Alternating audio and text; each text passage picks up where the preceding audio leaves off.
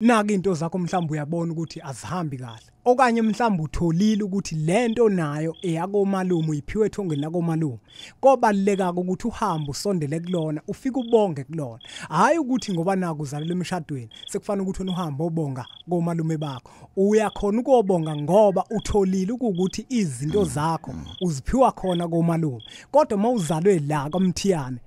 kumele ukuthi konke okwenzayo ukwenze la kaMthiyane kodwa mawuthola ukuthi wena into zakho zile koMalume wothi noma ukwenza la ungakhohla lapha koMalume ngoba ikhona la zisuka khona. Okay ukuthi baba into enza ukuthi ngibuze ngike ngithi nje mangihamba ngiya kubantu ababonayo bangitshela ukuthi izinto zami ningi ngizikelwe ithonga lakhabo mama so nje ngeke ngaya kumunye umama wangitshela ukuthi kuvela ukuthi fanele ngiyobonga umsebenzi ngesimo sokuthi nginenhlanhla kulomsebenzi yabo bona nginayo inhlanhla ukuthola umsebenzi nami ngingazi ukuthi kanjani kodwa akangangivezeli ukuthi ithongo kuyilona elinginikeza umsebenzi iliphi phakathi kwawothu so manje ngiyadideka ukuthi kufanele ngenze kanjani kona ngiyafisa ukwenza noma ngingakazi ukuthi kunini kodwa njengoba sengizwa lesihloko sokuthi kubongwa kanjani so ngifisa ukwazi ukuthi ngibonge ngakuphike bese ukuthi okunye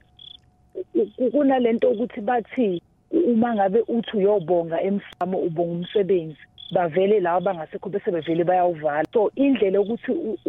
usho ngayo ukuthi uyabonga like ukuthi uqhubeke but unfortunately sifice sephakathi sesingoba la siqale khona just nje uthena kunjalo but awumphenduleke ndekeleli uyabona sisi into enza ukuthi kushiwo kanjalo ingoba abantu bathanda kakhulu ukugagula amagama abantu abangasekho uthola ukuthi manje uzothi moligagula igama kanti ugagula lo muntu ekungena okwenzela izinto lona okuyena okwenzela izinto bese adonse inyawo angasakwazi ukuthi akwenzele izinto indlela nje eqondile mawufuna ukuthi umsebenzi uwenze kahle ube impumelelo musu ukugagula amagama abantu uthi ngiyabonga sibanibani ngoba lo sibanibani uzothola ukuthi akuyena kodwa khuluma wena nethongo eliphethe impilo yakho nekuyilona elikukhanselayo uthi lona lelo khuluma nalo angeke wakwazi ukuligagula ngoba awazi ukuthi uyena kubani liyazazi lona siyabonga kakhulu sisi